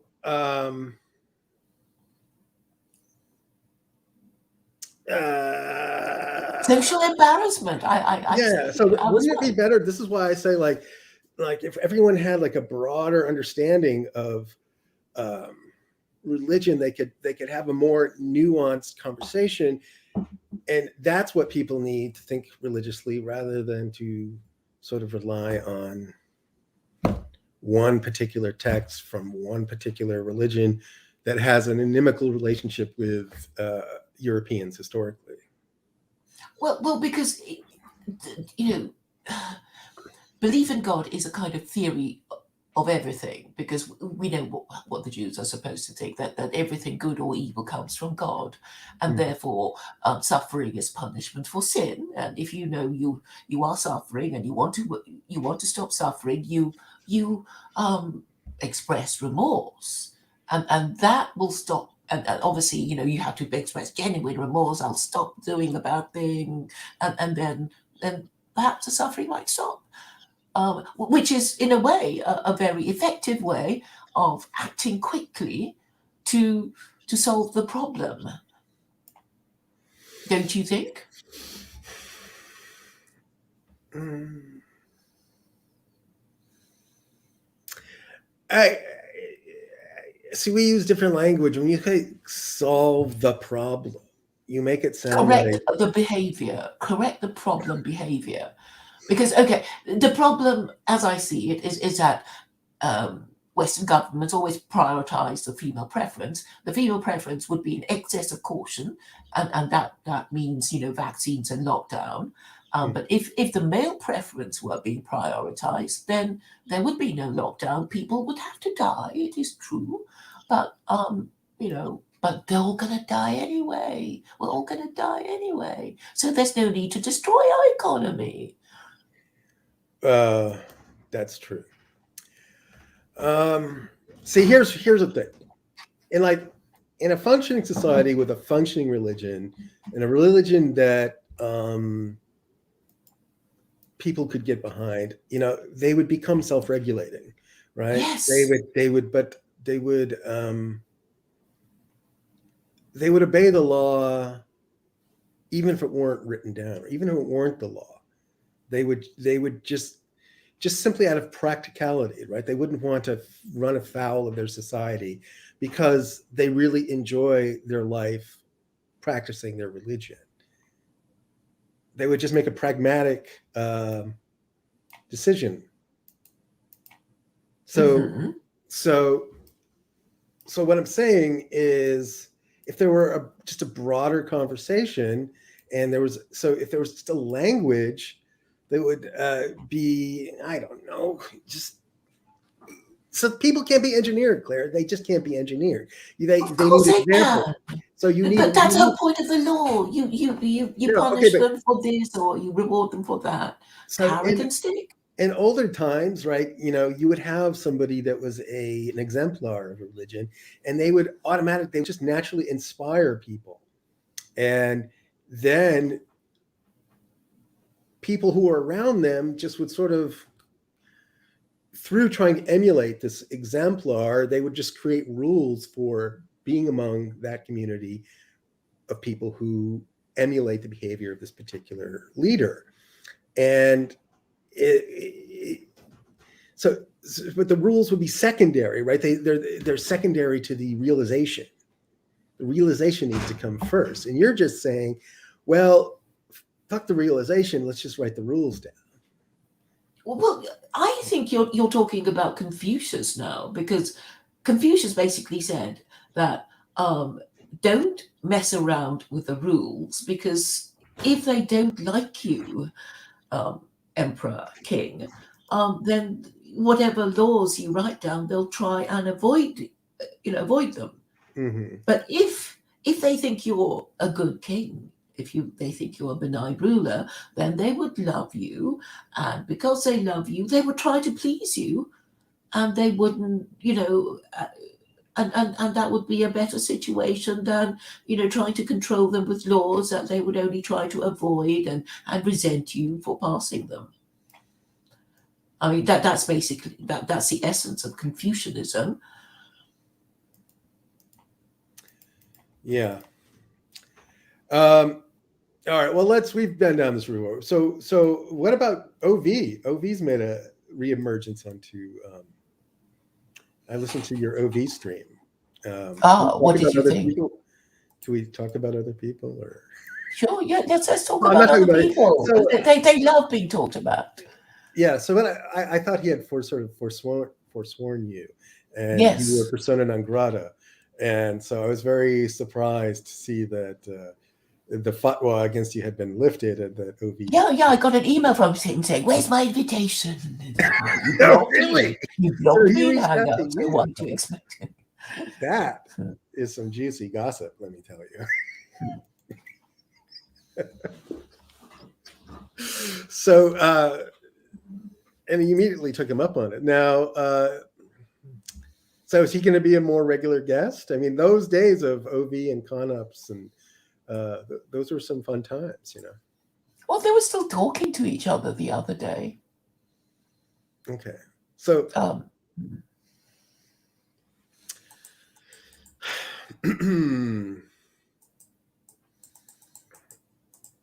on a second. So do you think OV has changed in any way? He's still the same old, isn't he? Yeah, he seems to have mellowed a little bit. Just a little bit. Well, he was all right when he was sober, but as the hours passed, he got drunker and drunker. Yeah, he's got to stop this drinking nonsense. This is not a habit you want to establish in your 20s. He's in his 30s now. Oh, it's even worse in his 30s. Well, some people are just beyond. Well, we can try. I mean, some people are just self-destructive, and they do want to destroy themselves. Perhaps. I basically regret every beer I've drank in my life. It's like it was the biggest mistake I'd ever made. It was I really didn't realize how damaging it was. Really? It was so easy. What's that? You don't look like you've drunk that many beers. I mean, well, I've been on this year-long fitness craze, I mean, I stopped drinking beer casually a long time ago, like 10 years ago. But, before that, I would just go into a bar and have 2 or 3 beers just to kill time, Mm-hmm. And that is just such a stupid way to live, And I just think a lot of people have a really casual attitude toward it, and they don't realize that you you lose the ability to burn that type of those type of calories when you get older, and it really sucks. Right. It's not that profound a thought, but like these habits make you, that story, before you're 30, you make your habits, and after 30, your habits make you. Yeah. And I think a lot of people just have the habit of just drinking beer very casually, not thinking it's innocuous, and it largely is innocuous. But I don't know, if you want to be comfortable in your body when you're older, beer is a big mistake. What about smoking joints? Do you have any view on I that? never really got into it that much because it just made me bored. It just had this residual effect throughout the day afterwards. It just really weighed me down, and I just didn't like it. So it was never a habit that I cut on. But I did do mushrooms recently, Claire. You ever done mushrooms? Yes, but a long Oh, time yeah, ago. really? That's a shocking. I was not. I mean, I think I did it once, and I just sort of felt a bit giggly, and that's all I can remember. I mean, it wasn't So, a deep okay, so you experience. didn't have any sort of profound insight, or dare I say religious insight, with mushrooms, Claire? No, no. No? So you didn't see like auras and things, and like force fields and people and waves? Well, when you dropped it, maybe when you drop a tab of acid, that it has a stronger effect than a few So, mushrooms. so you've done that. I've never done LSD. You've done LSD? Yeah, Yeah? And did you yeah. have like did you have the, traditional Yeah. I mean, experience? yes, yeah. The aura, the colors, and yeah, of course. So, but you didn't get sort of any sort of insight into life. A lot of people speak about it having, acquired great You're insight into saying, did life. I have a religious experience? I Yeah, mean, that's what I'm saying. obviously at the time you think, wow, Yeah. and then you think, was it real? Yes, you can mess around with your own head with drugs and think you arrived at some other place, but was it real, and can you sustain it? And I think all we have is a memory of these experiences, and it doesn't prove one way or the other that God exists, or whether we are special people because we've had that experience of transcendence. Mm-hmm. Okay. Well, I don't know. Was it a transformative It wasn't a experience for transformative you? sense for me either. No. But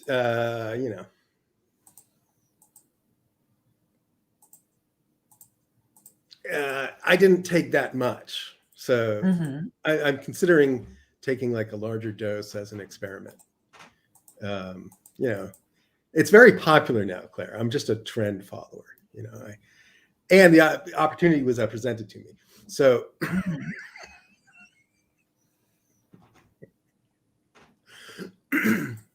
Mm.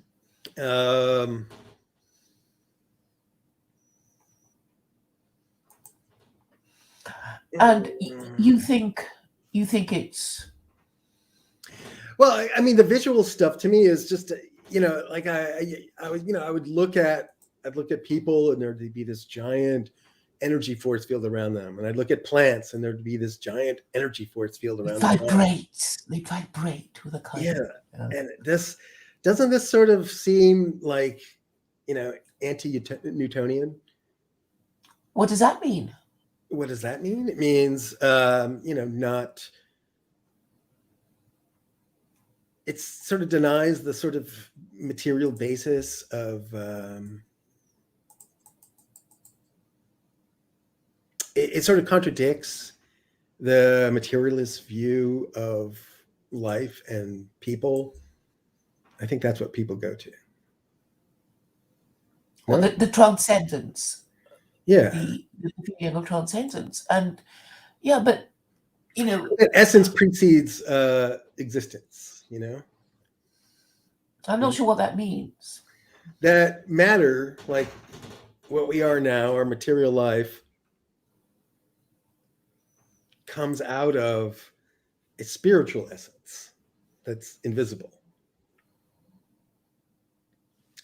If you want to talk religion, Claire.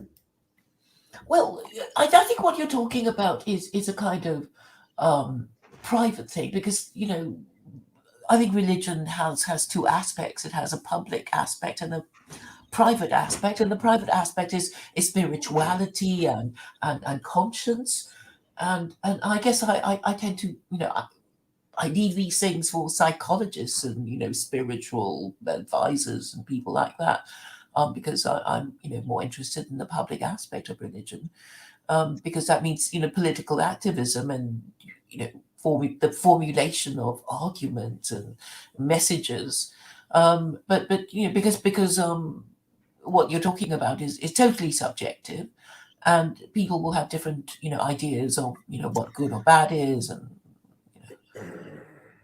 what makes them feel good or bad. And ultimately we won't be able to convince anyone else about the quality of our transcendence. But I mean, think about all the pushback that you get from, say, Domingo and Ralph. Oh, by the way, what's the status? I love this Ralph drama. Well, I mean, it's useful that he is attacking me because he gets it about what I say. I do feel that since nobody else is doing it, no Jews and no Muslims are going to challenge 2,000 years of Christian history. I guess it just falls on my shoulders to do that. It's the wrong religion. I mean, it's clearly the wrong religion because hardly anybody in the West is Christian now. They don't believe in it. They only pretend to. Every now and then they remember to, we're supposed to be Christian, so we go to church and sing carols, but they don't believe. But isn't Christmas such a lovely holiday? You have to admit, isn't it a nice holiday? Just aesthetically. The tree. Well, you don't really get snow in the UK, but like the tree and the snow and. Oh well, the Christmas lights are particularly lovely this year. I've been, in previous years, it's like it's disgusting. It's so ugly. It's so but this year it's like wow, it's so nice, so pretty. And I guess I have to try extra hard to attract people and to bring them to the shops. And I think they're particularly sumptuous this year. So what do you do on Christmas, Claire? Do you just join the Jews and you go out and get Chinese food and watch? Oh no! I mean, this year I'll have a proper Christmas dinner. Yeah. Do you host it or do you go to? Well, somebody will be. I'll be having some with. They'll be cooking and that sort of thing. So that's nice. I mean, I guess I can take it or leave it. It's just one day, really. I mean, you can spend, your time dreading it or hating the fact that you're, not spending it with, people, or you can just let it go by without, making too much of a fuss over it. So I can take it or leave it, really. What about you? Do you have any plans? I have no plans this year because. I'm just sort of stuck here, my family's on the East Coast mostly, and they're freaked out about COVID and stuff, and I don't really enjoy traveling anyway, and I just don't. It just seems like this easiest course is to quote unquote blow it off. I mean, my mother's Catholic, well, not Catholic, she's Italian, but we did celebrate Christmas growing up, and sometimes a nice time, other times it was fraught with arguments. Yeah. Well, yeah, it sounds pretty typical. I mean, did you? How did you? Okay, do you cook? I mean, will you be cooking something special for Uh, yourself? I haven't even thought about it yet. What is it? The 12th? So we got 2 weeks away. What I'll probably do is make a simple meal and go for a long hike somewhere. Okay, Just you're it'll not be going to sort of invite like anyone to join it, you. it'll be like one of those. There's a few days a years when, like, believe it or not, like the nature around here gets crowded. It's really irritating. Like all the different parks, there really isn't enough. Uh, there's a lot of sort Nature of for all the natural people who want to attractions, enjoy it. but people, they're crammed. They're just always filled, and it's really irritating. His listening, you're out in the forest somewhere, and you're listening to somebody talk on their cell phone. It's super super irritating. So I'm hopefully Yeah, maybe I'll just go out to nature and sort of enjoy that without. yeah, yeah. Yeah. So, how did you spend Thanksgiving? So I had a friend of mine over. He's from the East Coast. Mhm. We had just a sort of. He cooked. He made some chicken. And then I You love started that. juicing. That was my last meal. Then the juicing happened. Uh-huh, uh-huh. Yeah, yeah. I'm I sure just there'll be, lots of people I've been on there. thoroughly demoralized, Claire. I kind of just kind of chucked these traditions and But you could actually have a kind of Christmas meal. I mean, you eat your thing, you drink your wine, at the same time with other people online. yeah, I don't know. I called into Luke last night. I don't know if did you hear it? No, no, I didn't. Is he back or is he still in Yeah, he's still Oz? in Australia. Uh, But we had a long chit chat along these lines about, you know, all of these things people you do to sort of maintain social cohesion. mhm, You end up going to a lot of things you'd rather not go to, particular observances and things, and dinners and celebrations and this and that. And it's actually, for some people with my temperament, it's actually quite a chore. It's nothing I mhm, particularly enjoy. And so we sort of debate them. I don't want to rehash the whole conversation, but if you mhm. had listened last night, you would have heard us discuss that. I thought it was interesting. Right, So right. I like, for instance, I went to a Thanksgiving here. We'll tie it back. I'm going to retell the story I told Luke that I was sort of dragged to this Thanksgiving because a friend of a friend, sister-in-law, some kind of thing like that. Um, he was a professor of Jewish studies at Stanford um, University. And so we were invited to their place on the university campus to have a Thanksgiving dinner.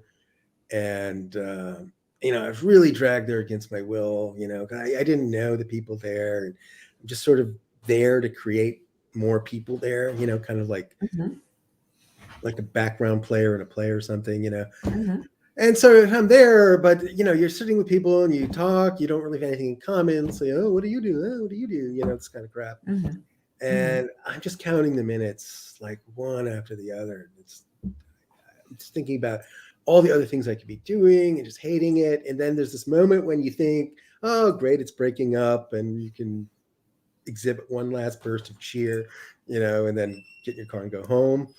mhm. So I'm just waiting for this moment to arise, and then I think it's happened, so I'm getting really happy. But no, there's a round of dessert that comes out, so we got to, there's like this extra hour built into it, and then you have to appear happy that there's a whole round of dessert, and it just really tests your mettle. And so we're sitting around, and it's like about 10 of us. This table for 6. So we're all crammed into each other, cheek to jowl, physically Mhm. touching one another and eating pie and so forth, and further adding to my irritation. And so I'm sitting next to like the grandmother of the group, and she had her little plate of pie. I had my plate of pie, but we're so tightly packed in like this, you can't really look around or even look down.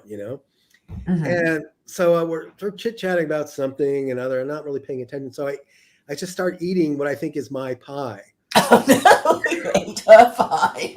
but I ate her pie. which is just How like, did you take it? she laughed about it, but I was like completely grossed out by it. And like that's just a new layer of rage just starts building on me. It's just another layer of rage that I have to sort of contain and like smile about and like, I just said, I'm never doing this again. No, I love it. It's just the peril, you Yeah. can't leave the house. That's my favorite thing about Larry David. He says you can't leave the house. I think that's true. Hmm. No, Claire. Wow. Sorry, Wow. I don't have. It's like a rainy, cold day. I don't have. I'm not terribly energetic today. No. Well, thank you for that really quite funny story. That was a really good Elliott story. Yeah. So there's okay. Good. I'm glad. So, But I don't want to like. I know these things are important, but I can't pretend to enjoy them. At the same time. uh-huh. So, No, but even the suffering of them, makes you, I don't know, part of the human race, I suppose. Even complaining about them. yeah. So anyway, when I'm not going back east, and like when I go back east, and with my family, it's just a matter of seconds before the fighting starts. But isn't that typical of anyone too? And maybe you should just sort of go be raring to go about all the familiar arguments that you might have. I know, but it's the same sort of frustration that you get online. People don't engage with what you're saying in a meaningful way. You get frustrated with them for that. Yeah, there's so much room for misunderstanding, and it's like they're angry with you, and you're not quite sure which, but they probably think, oh, but it's so obvious why they're angry with you. Oh, but And all this stuff from childhood comes up with my brother. I was the oldest, mhm. so and he still resents me for the abuse I inflicted on him for that. It's just, I don't know. It's like you can apologize. I don't know if I actually formally apologize, but I don't know if some people just don't get over things. Apparently, But isn't this Jewish thing called oh well, Yom Kippur, when Jews actually apologize to each other? yeah, I know. You must have done. Okay, maybe you But don't we do it were, because we were just crazy Michelins. right. So, I know. But I thought it was a charming thing, even if you didn't really mean it when you apologized. It's like yeah. And that's okay. That's the thing. Okay, yeah, like just take that custom in and of itself. This sort of inauthentic. What if people could just say what they meant and only what they meant and not what they don't mean? Wouldn't that be for the best in the long run? yeah, but then there'd be so many fights. If people really said exactly what's on their mind the whole time, and well, I mean, there'd be a lot of fights. Maybe people killing each other a bit more. I don't know. Mm-hmm. Um, I don't know. I mean, that's what I do. Online when I think about it, I do say exactly what I mean, and it's still not clear after all this time to so many people. It's still not clear. Even to people who've known me for years and who are supposed to be on my side, it's like no, it's still not clear to them. So I just don't know.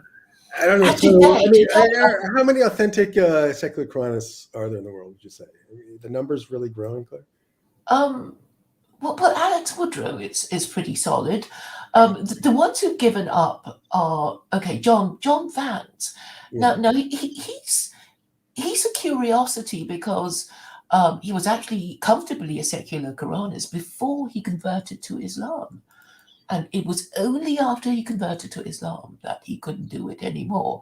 But I can work out why. It was too much for him because before he converted, it was easy for him to say that because it was this thing that wasn't wasn't really a thing because nobody had heard of it. And but when he converted to Islam after, rejecting his Christian associates or in some way distancing himself from them, and then his new Muslim community said, no, no, we don't quite approve of the secular Quranism, so you have to distance yourself from this woman. And he felt he had to do that because, he couldn't, face rejection a second time. In my view, I mean, did he formally convert to Islam, or did he just? Yeah, he did, because he was doing, all these videos of him prostrating and doing his prostrations and stuff.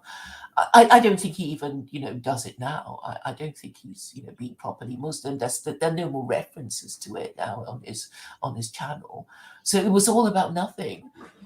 But some people can't stick with anything for any length of time. But yeah, I think Alex Woodrow is pretty solid. He knows the verses quite well. He does think about it, properly. And I think a few people, kind of see that there is nothing else. I mean, you can continue pretending that you're just going to vote yourself into, a government that you actually like.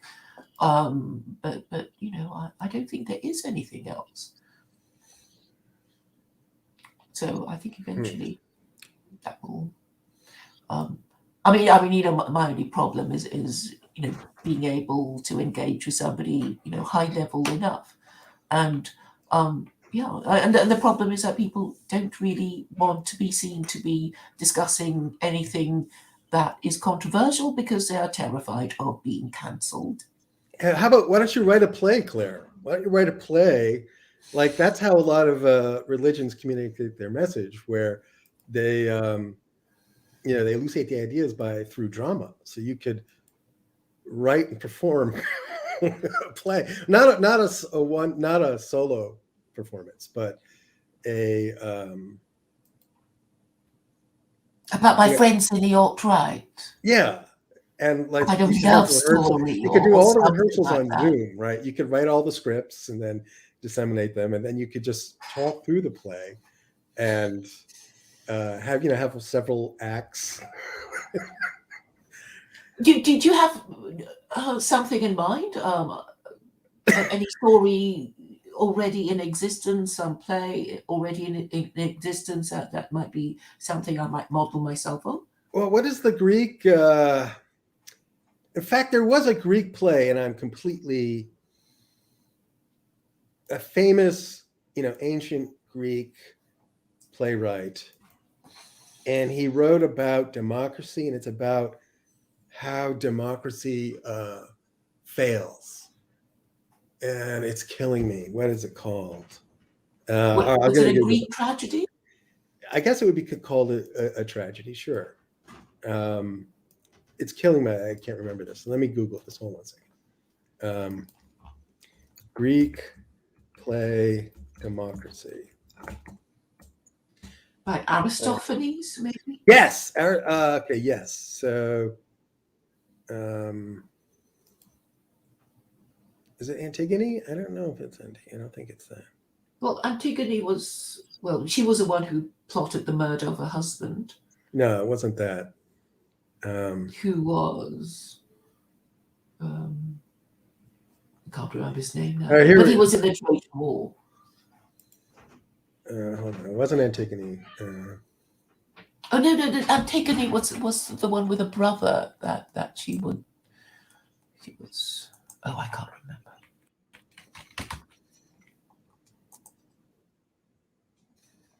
This is where Pace actually knows something. I don't. Well, forget that. Notice, you'll find the play. I'll find it for you. But it's probably a better learning vehicle, if it was sort of captured in. Well, there's so many crazy characters in the alt-right that somebody can make something of the dramas, between all these characters, right? Mm-hmm.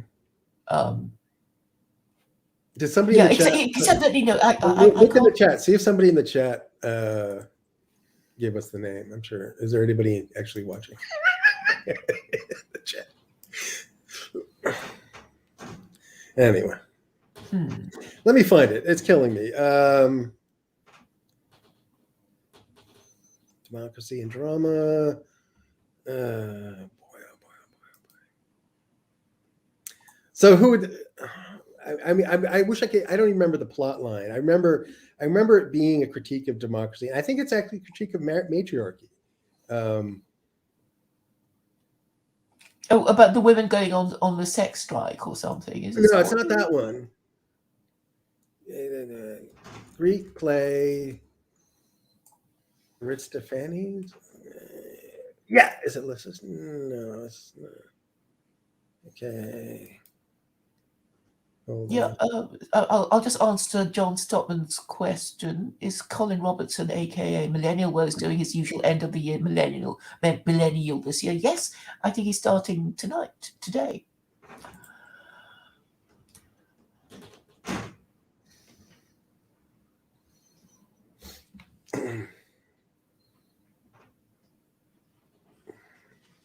It starts today. Now, are you going to be tuning in, Claire? Or are you? Yeah. I mean, I'll have a look and review them.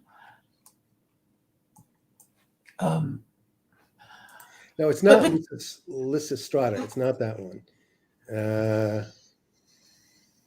Anyway, so do you think you could be a playwright, Clay? Is that? Well, the trouble with me is that it's if I did write a play with characters, they would all sound like me. So I don't think I have the ability to write the speech of characters, with their accents and their particular, peculiar way of talking. They're distinctive.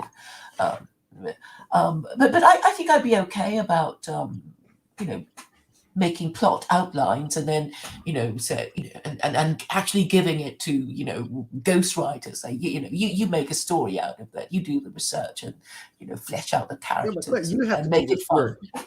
You've got to do this work. This is. You have to do the heavy lifting, Claire.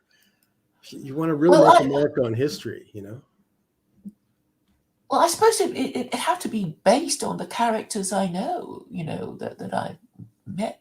No, you know what you do is like you take the fundamental assertion of secular Quranism, right? You're trying to address a certain problem. So you have to illustrate the problem, right? So you create some characters that they get into a problem that's directly attributable to the matriarchy, right? So that's the first role. You get an establishing scene, right? And then you have to sort of introduce elements of a solution through various characters, and then it all culminates with like Moses or Claire coming down the mountain with these tablets articulating secular Quranism. Yeah, you gotta get out of this rut, Claire. You gotta break through somehow. Well, actually, a plot was forming, or a scenario, or a chain of events was happening today. Yeah. I guess it can be based on me getting on with certain people or not getting on with certain people, and that would be part of the plot and the characters, the people who oppose me and the people who support me, and I guess they'll change sides and to give it dramatic tension. Yeah, there's like a. I think there's only there's a famous book. It's like there's only 7 dramatic plots, or 4. I think it's 7, right? And all drama is a variation on one of the. It's just a. A variation on one of those themes. And I think if I could fit a love story in, it might just become a bestseller. I don't know. Maybe I'm thinking of a rom-com or whatever. Yeah. So let me find out. Well, I'll find out by another piece of research. But like Beowulf, not Beowulf. Yeah. Beowulf. Right. Like what's like a monster story, right? It's like. Yes. So Jaws is really just an elaboration on Beowulf. And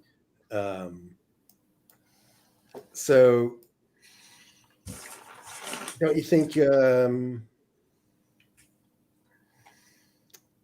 you could find one of these classic plots and then sort of secular Quranize it. You know, and then like you could be a playwright that you could have this immense talent that you never knew about. Wouldn't that be nice? Yeah, I suppose so. Yeah, I'll have a think about it. I'll have a think about how I can dramatize it to make it yes, interesting to the passing viewer who might not be that interested in politics. I guess it'll have to be subsex and violence. But I don't know. Like like Shakespeare, not that I can't, I'm no Shakespeare scholar, but those are just pretty the reason they sort of lasted was they were quite accessible to the people at the time. So they reflected the times well, and they became, well. Yeah, I mean, yes. I mean, I have quite prickly relationships with people. I suppose that could be a source of dramatic tension. All right, so who would be the characters here? So like Jen could be a character. Yeah, I was thinking of that. So what principle would Jen represent? Just hatred of me and secular Quranism and Islamophobia and mental illness.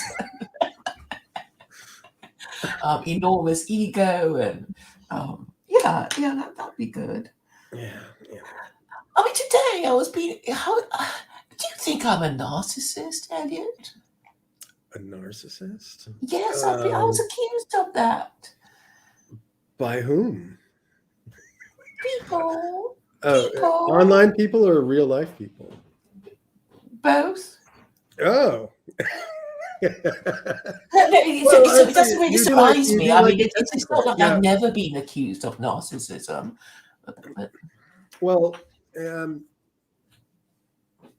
you do like attention, Claire. You must admit, right? You wouldn't do this if you didn't.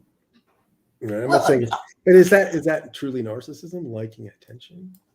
No, not minding attention. I mean, I don't think I suppose in real life, I don't think I am an attention seeker. I'm quite happy to take a back seat, but obviously doing this, I have to kind of push myself forward. Yes, and I think when people accuse you of being a narcissist, they just mean you're being a bit conceited, I suppose, or not. Well, your channel has endured, so I don't know how many subscribers are you up to these days? Just over 1,000. I think 1.28. But then I haven't been streaming on the main one. This one has sort of slightly increased to 344 after I wasn't politically provoked, which is hardly that much. Oh, I missed that appearance. How did that go? How did you find I think it went okay. I haven't actually listened to myself yet, but there've been a few nice comments. So I guess somebody thought it went well enough to say so.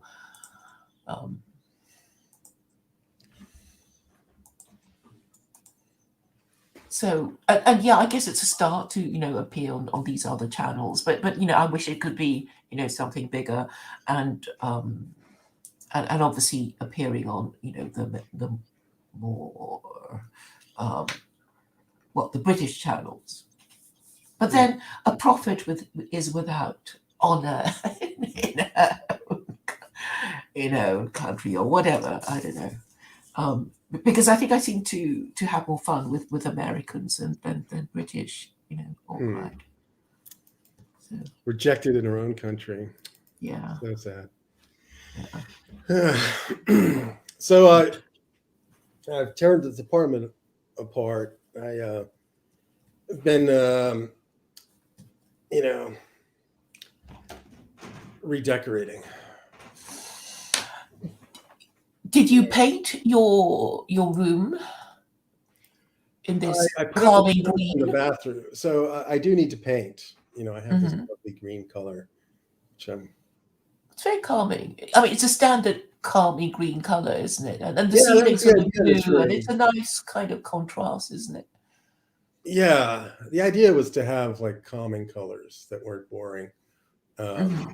I don't know if you can see the ceiling, but Yeah, yeah, I can, which is blue, and the walls yeah, are green, which is a nice combo. yeah. The blue is called these. All these colors have names. So Mhm. what do you think the green is called? Uh, I don't know. Because I was thinking of nail polish, and they have all these sort of, very glamorous names for colors. Yeah, it's called Uh, celery mist. Celery mist, Yeah, right? Very so good. I like that one. And the blue What is about called what was it? the blue is called old pickup truck. No, no, Yeah, really. Oh my God. I'd like to be the one that names colors. I think that'd be a nice occupation. Yes, yes, I'd like to be the one that names the polishers, because that's also there's a kind of art to it too. Now I wonder. I wonder if wallpaper. Hmm, do they have like? Is there a celery mist nail polish? Well, it's not a sexy name, so I don't think so. So no, right? Yeah. No, Well, no, lipstick too. I guess probably has its own set of names. yes. So I told you probably. So I used to work near this woman. She was from New Zealand, and she obsessively bought lipstick online. Like Hmm. from all I could tell, that was her job. I mean, she was continuously shopping for Hmm. lipstick, and there are all these various shades of red and so forth. And she was always applying lipstick like throughout the day. Like Hmm. she truly had an obsession with lipstick. So she would apply it, and then she'd take a napkin and sort of, you know, bite the napkin to sort of Oh, daub to off. leave an imprint of her lips. Yeah, but also to get like the excess off, and then she just put Uh-huh. these around her desk, right? Oh, And they would just sort of accumulate throughout the how day. gross! How gross! And I was like, wow, is there a shark attack here? Just look How like did she take to your comments?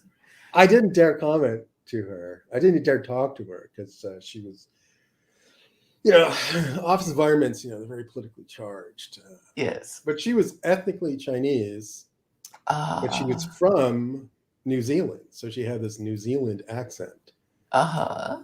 And then like all of like the sort of the local cleaning staff would start to talk to her in Chinese. And she'd make this big emphatic point about saying that she doesn't speak Chinese. She's from New Zealand. Uh-huh. So she would interrupt. But then one day the story has a sort of, dramatic ending because so one day I like went out for lunch.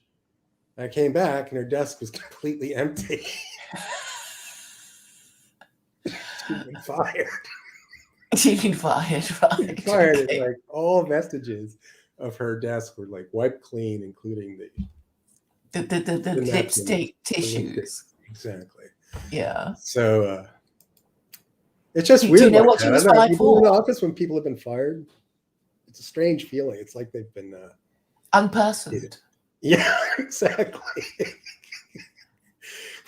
It's just completely obliterated. All traces of them are gone.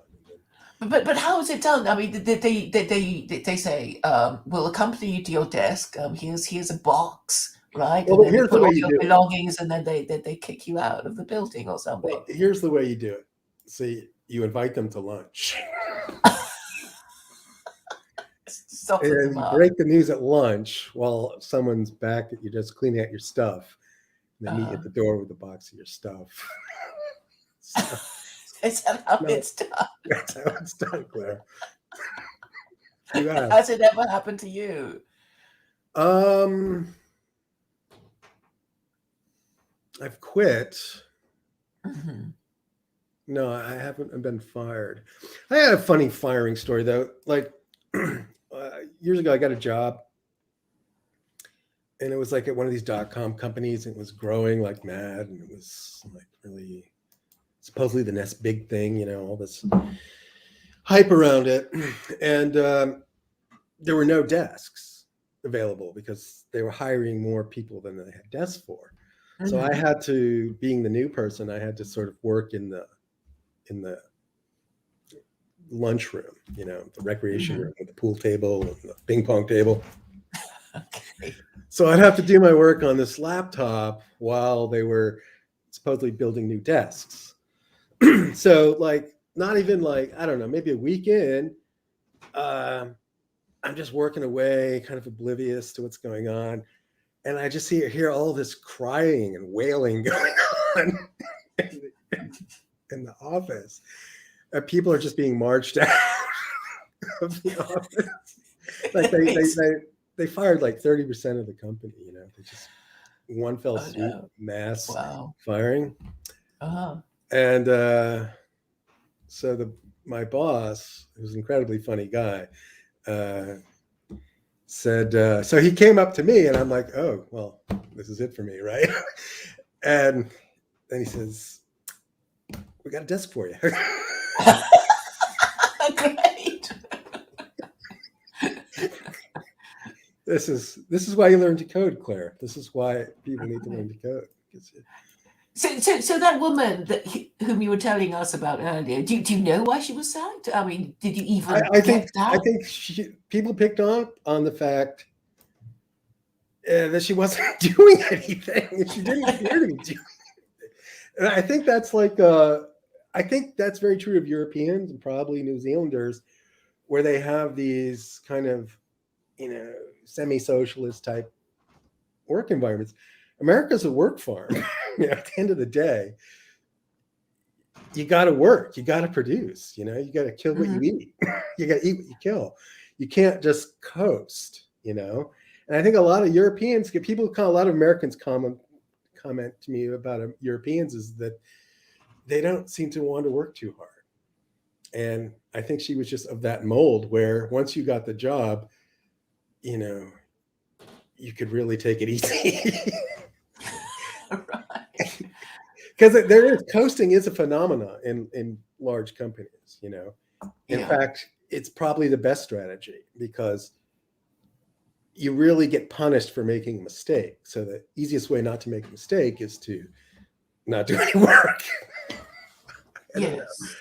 The incentives are strange in a big company. Right. But So what is that? wow. No, there was a question I wanted to ask, Is and it this just red went out of pilling? my mind. It's really annoying, and it was well, at the time I thought it was an important question about how. Sorry, I'm sorry, I've forgotten it. It might come back. Okay. Oh, so I don't know. It's kind of a tepid report from San Francisco. I wish I could tell you it was like chaos and anarchy in the street, but it just simply isn't. But you do get a sense. One thing I'd like to do is see, all the awnings need to be replaced in San Francisco. I never really paid attention to awnings before, but once an awning starts drooping, is all dirty and sagging, it just sort of brings down the atmosphere of the whole street. Right. So maybe I think what we need to do is have like this mass campaign to replace your awning. Right. I'm trying to picture the awning. The awning is a place for your customers to stand to get out of the rain and sun.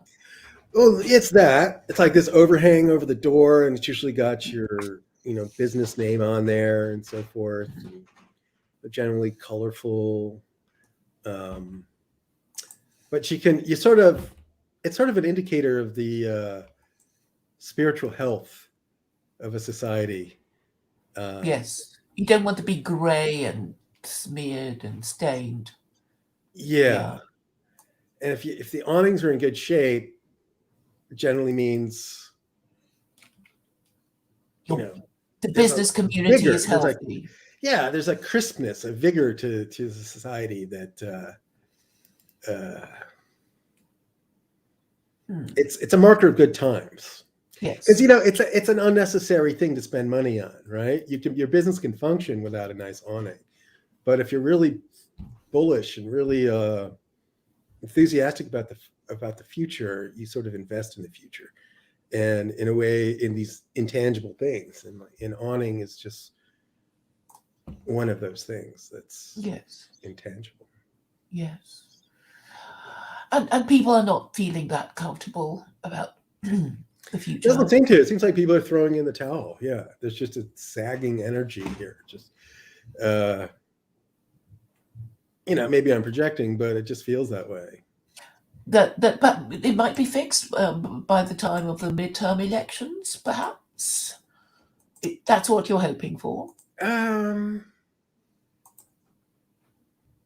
Fixed is a strong word, Claire. Improved, ameliorated. I don't know.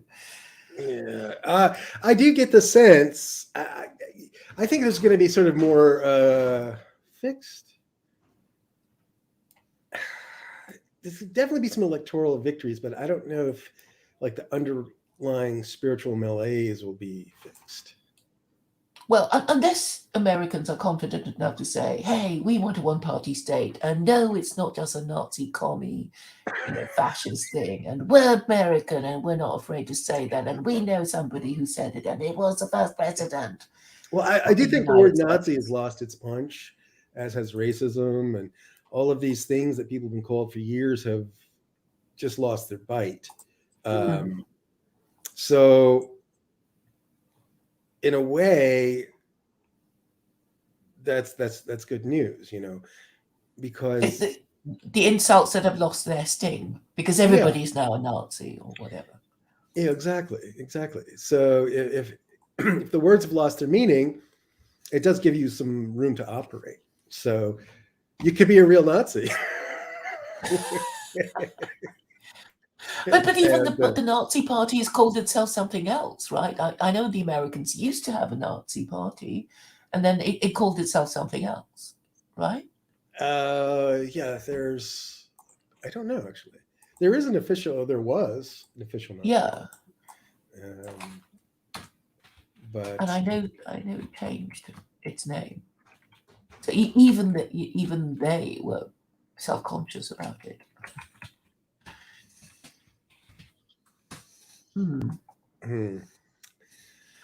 All right. So anyway, well, it's been fun. Thank you for telling us your stories. The stories are great, Elliott. You're welcome. Okay. So before we go, we're going to say the American Nazi Party was called the American Nazi Party, and then it was called something else, I think. What was it called? Okay, that's fine. Yeah, we'll look that up. I don't know if I want to Google this stuff. I'm going to be on a list if I do this. Oh, okay. Yeah, I'm just joking. American Nazi Party. There should be a Wikipedia. Yes. So the notable former members were David Duke, Frank Holland, James Mason, Joseph Tomasi, Kurt Saxon, William Luther Pierce, and Arthur J. Jones. There you go. Yeah, George Lincoln. Well, yeah. Mm-hmm. Sure. All right. Yeah. All right. Well, thanks. All right. Well, thank you, Claire. Well, we'll see each other on stream. I'm sure we will. Okay. All right, then. Thank you, Elliott. Have a good Christmas. You too. Merry Christmas. Bye-bye.